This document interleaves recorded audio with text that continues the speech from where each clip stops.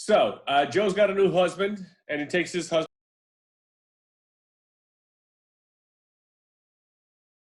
last name. And Jeff now is pissed off because he found out that Joe was using campaign funds, and the feds are investigating. They got John Garrettson to try and entrap him, trying to hire somebody to kill. Joe offers Alan, Jeff's guy, $5,000 to go kill Carol Baskin.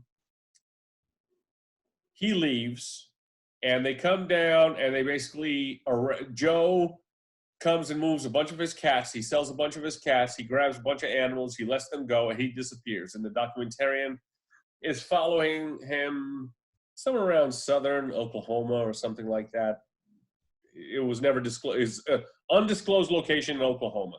It's like, oh, okay, undisclosed, whatever that means. Well, they were pretending they were in different places. There was this great, it was a great bit where they had pictures of them in like the ocean, and they said like, "Hey, we're setting it up in like Barbados or whatever," and then it was like, I forget who it was. It was like Garrison. He was like, "That's Florida water." It's like, what? What? He's like, "You can't fool me. That's Florida water." Right. It was like all of a sudden it turned into the Pirates of the Caribbean. I was like, "What do you mean you can't fool me?" Yeah, you're absolutely right. He was like, "That's Panhandle water if I've ever seen it." I love Garrison. He's amazing. Garrison, as much as he's pretending that he was like coaxed into this by the FBI, like he was dragged in like sort of Goodfellas style by the FBI. Yeah. Well, the second he got a call from some guy from the FBI, he put it in his contacts book on his phone. Yes. Like, Jason, parentheses, FBI. Yes, for sure. Yeah. Each one of these guys is a drag queen, because each one of these guys wants so much fucking attention. It's just ludicrous. It just is. So we get to the point where Joe's on the run. Jeff owns the zoo. Now Jeff says they're going to move the zoo somewhere. And Garrettson says, why don't you move it closer to the Texas border? People in Oklahoma don't have money. People from Texas have money. And there's like I forget what the name of the casino was, some big casino right on the border of Texas and Oklahoma. And he said, if we build there, people will have money. And so they found a place, and it was like some 47 acres, about the same size as Joe's thing was. And they're going to go do it. And Tim Stark partners with Jeff Lowe. And he comes in, he's like, yeah, we're going to do this, and I need a partner, and blah, blah, blah, blah, blah. And they're kind of insinuating a little bit early on. Jeff is saying, like, yeah, we have some shouting matches, but we get back to it, and everything's okay. And Jeff is kind of happy, and the wife is knocked up, and he says, oh, my wife says she wants a babysitter. I get to pick the babysitter. And he shows a picture of a girl that, like, she came right off of freaking Reality Kings, like an 18-year-old porn star. He says, well, she wants a helper, and I get to pick it, because once you're done with this baby, you have to go back to the gym. And can I tell you, nothing infuriated me like that statement. I always, since I was a teenager, I hated these guys, these assholes who would say this stuff. It's like, especially like guys like Jeff. It's like, dude, you look like a chewed up float on a fucking line. You look like a sack of shit that someone ran over on the highway. You have no right to talk to anybody about what they look like. Like zero, none whatsoever. It's like just. That was, of all of the shit that happened in this series. This is not the worst necessarily, but that was like one of the most vile thing. Like when he was talking about the nanny, and he puts the phone up. Yes. He's got the picture up, just like you said, Tomo. Like we knew this dude was just like, I knew, like, this doesn't change what I thought about him, because you knew he was just a piece of shit sleazeball. But something about that and the way he said it with that fucking grin, where he was just so happy about it. Like, well, she's going to be living in our house, you might as well be hot, or whatever the fuck he said. Yes. I don't know what it is. I don't know. Like, I feel like you're the same as me, but like that just got me like. Dude, I got so heated. I saw an article. He got that babysitter. There's an article online where you can see an interview with the babysitter. He hired her. So it did happen. Yeah. You're kidding. Yeah, she had the baby, and he got the babysitter, and it is that babysitter she had the picture of. He got the young babysitter. Yeah. Wasn't that the one? And this is where I got confused because he was with two women in the beginning. The woman that was pregnant was the woman that he was choking and got the probation with, wasn't it? Yeah, I think so. He got married. They got married after the documentary was made, and they had a kid. I thought they were married during the documentary. I thought so too. I think they were. I think when they introduced Jeff Lowe in this thing, he was already married to her. Oh, okay. But either way, I don't know. Something about it. It's just like, dude. It's just like I said, every time I see that, every time I hear some fat, slovenly, middle-aged guy like myself talking about like some freaking girl who needs to lose weight, it's like, fuck you, you fat piece of shit. What do you think you are? It's like, look at yourself, you meaty-breasted zilch. Get the fuck out of here. I get so angry. It's like, sorry, I'm cussing too much here. Sorry. Did you see Sylvester Stallone and his family dressed up as characters from the Tiger King. What? For fun.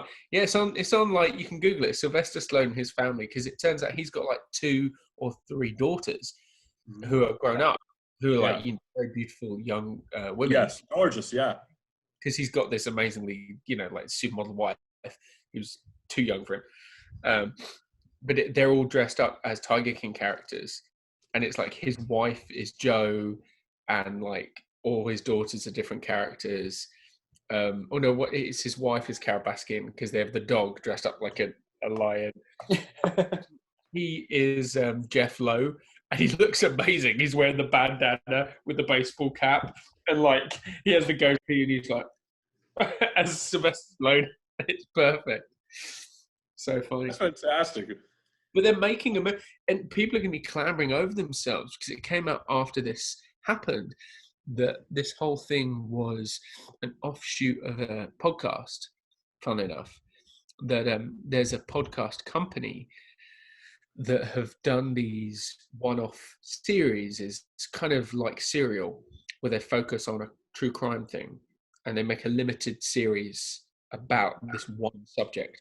And they had their big first success was a podcast called Dirty John, which I didn't listen to, but my wife did, and she actually told me to listen. I never did.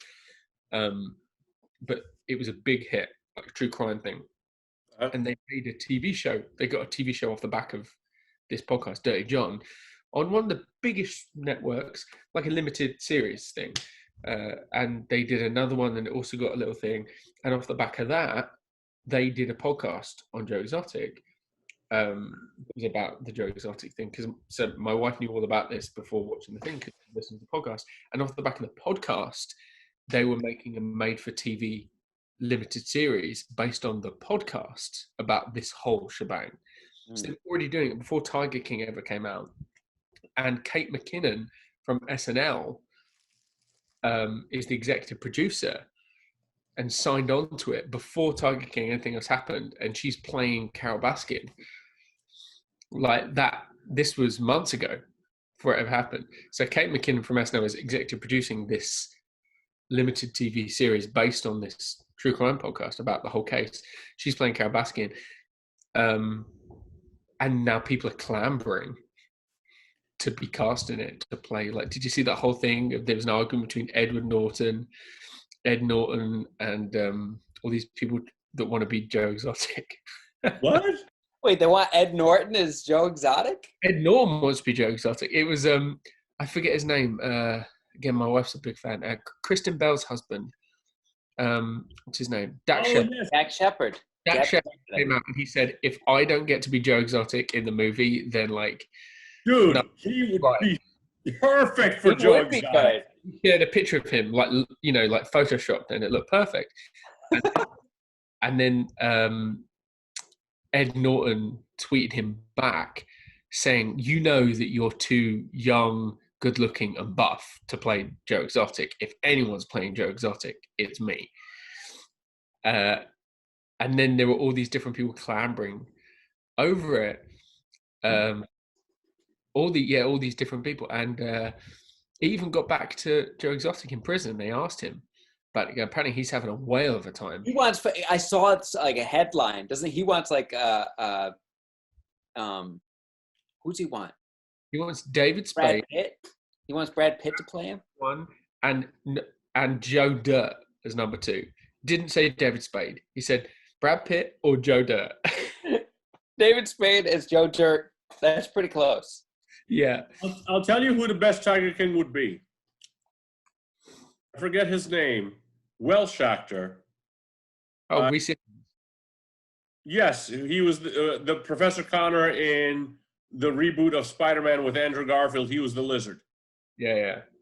He would be the best Joe Exotic. Another one that was floated around that would be really good, that they were saying in this whole thing, all famous people like vying to try and beat him, was Billy Bob Thornton put his. Oh man! He was like, man, if anyone's going to be Joe Exotic, it's me. I was like, oh. He would be good. And you know who would be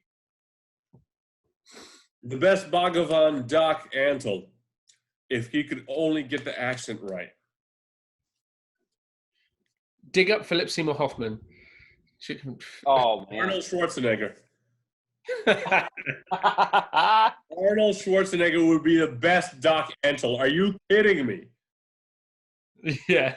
With the big wig and just like, because I mean, Doc Antle's just like a big guy and just freaking let him just get fat and just put him.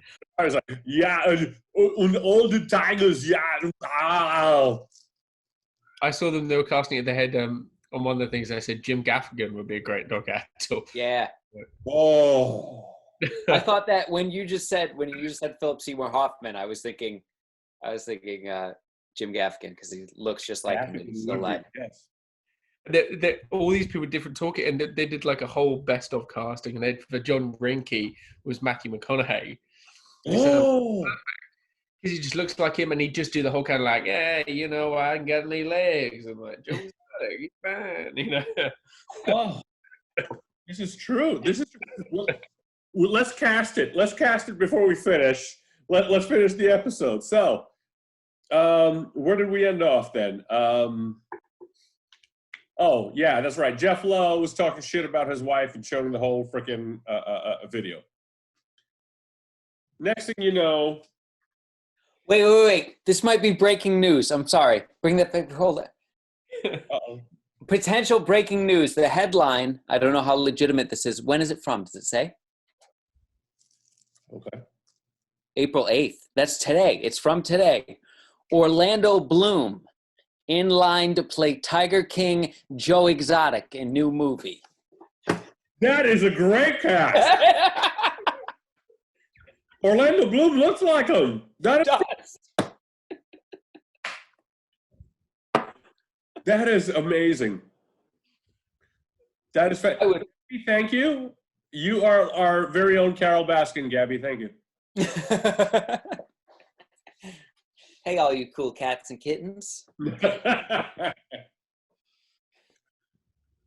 Orlando Bloom, that dude, because he looks scummy already. I mean, he's just. He does. The money. He really needs that money. Oh my goodness. Yeah, Orlando Bloom is perfect. Okay, so Jeff, what's his name? Jeff Lowe, yeah. Made the stupid statement about the wife, infuriated me. He's talking to the feds. Garrettson's trying to set up Joe. Joe gets arrested, tossed in jail. They talk about the whole trial. Carol's ecstatic. This is the part that I was just like, I was trying to reserve judgment the whole thing. The fact that Carol and her husband pop champagne, and I'm just like, do you really need to, like, in front of cameras, let everybody know that you're that fucking petty, or? Well, in theory, they were popping champagne to celebrate that he got arrested before he successfully murdered them, right? At least that's gloat about with champagne. hey, if I knew somebody was trying to kill me and they did not succeed and went to jail, I'd pop the drink. Yeah, but I mean, would you have somebody like documented for posterity? No, but I mean, I think we already know this Carol Baskin's character loves being in front of the camera. Yeah. You know what I mean? The whole thing was all of it. It seems so. It's such a bullshit move to try and kill Carol Baskin. Makes no sense. Like, it would be so much easier to if you were trying to create the whole bullshit, is just to fake someone coming out to say that they had evidence that knew that she killed her husband or something. Or if you're gonna kill anyone, just kill her new husband. Just be like, kill him. Yeah.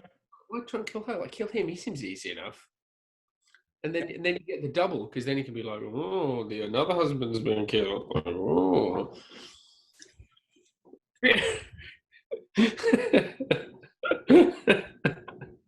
I mean, that's how I'd do it. Can I just say? Go ahead. Hold on. I did find the yellow pages. Find the FBI number. I'll be right back.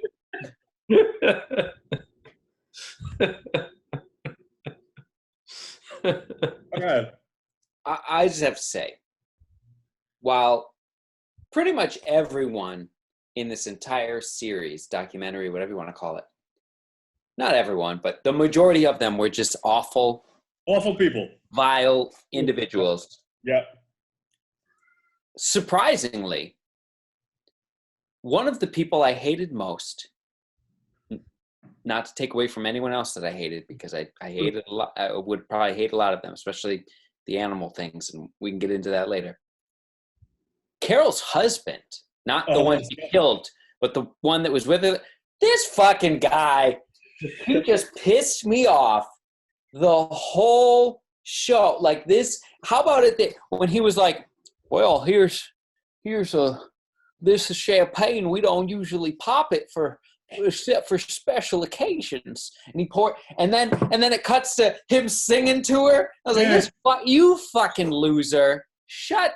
I could not stand this guy. Yeah, no, I'm 101,000% with you. He seemed like such a fucking little squid. That He did. Thank you. I am hoping like a tree falls on his head. Like, time. I'm like, oh my god. At night he covers himself in catnip. And just rolls around on the bed, going. Exactly. It's like this cast of characters, with the exception of Don Lewis's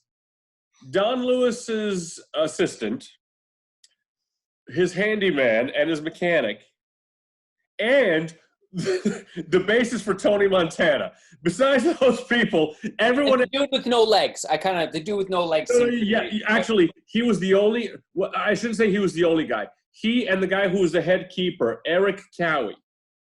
When, like, at the end, he testified against Joe in prison because, like, the thing they bagged Joe basically most for was the fact that he killed 5 tigers. Yeah. That guy, that was the saddest part of the whole thing, is seeing that dude at the end in that motel room, like, surrounded by liter bottles of vodka. I don't know if you saw that. There was by his bed, in his hand. There was one over on the other side of the bed. Like, that guy drank 3 liters of vodka in that room. Like, yes. I said that to him. I was watching it. I was like, I don't see that guy coming out of this. I missed this. This was which one? The guy who was the head keeper, the one that we said that looked like he was for poison, and he went and testified against Joe and John Finley. No one was there to testify for Joe, and the manager of the place, John Reinke. He said that nobody called him to testify for Joe. Yeah. He was distraught about the whole thing, but the guy, Eric Cowie, he was very obviously just completely and utterly in the funk over the fact that these tigers were killed.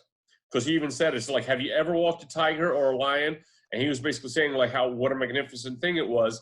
I said the tigers were looking at him in the eyes while Joe killed them. And he just never got over that. And that's why he testified against Joe. I mean, everything in this, like, everybody lost. Like, so there's Saf. She's sitting there. She's trying to say, like, it was a nice place, but she lost an arm. this dude couldn't get over the fact that the cats were killed. I mean, so many lives destroyed. John Reinke left his wife. Yeah. Because the stress of everything was just too much. And everybody started covering their ass because nobody wanted to go to jail. Even like the campaign manager was saying, the feds came up to him and he was like, fuck the government. I'll be the first to say that because I'm a libertarian. But the feds came up to me and said, you're either on Team Fed or you're on Team Joe. Which in itself is kind of like, wait a minute, what? What's going on here? And then they showed the prosecutor. What was her name? Amanda Green. The prosecutor? She had the very severe short haircut with the red hair, and she had a very, very alto voice for a woman. And she was like, she is so damn sexy. I don't even know what to show. I was really just enjoying that. Yeah.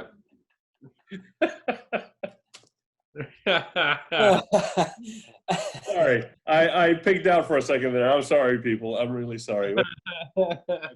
Sorry. He was just sitting there describing all the androgynous features of her and just go. Well, I wanted to ask her, like, when she watches porn, which one does she like to watch? The guy with the big wang or the guy with the little wang? I love talking about the court and all that. I thought it was hilarious where everyone pretended or genuinely seemed really shocked that Joe Exotic took the stand. I'm like, has anybody been spending any time with him for the past 5 years? Have you He met him? sang a song at the funeral for his husband after he blew his brains out just to promote his own fucking country music career. He took the stand. No one expected that. He represented himself. You're like, yeah, like he's about to go to prison. He's not going to get up and. But I'll tell you this. He brought up great points. He brought up great points in the documentary. I wouldn't be surprised if it gets to another judge and the judge throws the case out because he said, like, wait a minute. Alan, whatever his name was, Glover, said that he went to Florida to kill her, but he actually just went to South Carolina instead. And they're like, the dude perjured himself on the witness stand. What's that all about? And I was like, yeah, what is all of that about? I mean, yeah, it is amazing that he didn't get like a mistrial or whatever. He's trying off the back of the documentary and people seeing all this stuff. He filed for like a $1 million lawsuit against the state of Oklahoma or whatever, and he's filing for. He's appealing to Trump. Unfortunately, for him, it's not really a good time. But he's appealing to Trump for a presidential pardon, and he's trying to get all this stuff. Apparently, he's been taking emails because he can get emails and stuff and fan letters. That would be the ultimate, just I don't know, 2020 or just whatever. This just the world we live in right now. The peak of our culture right now would be Trump pardoning Joe Exotic after the Netflix documentary. Wait, I got one better for you. Trump dumping Pence for re-election and picking Joe Exotic to be his VP. That's right there would be the peak of it all. I mean, here's his future. I mean,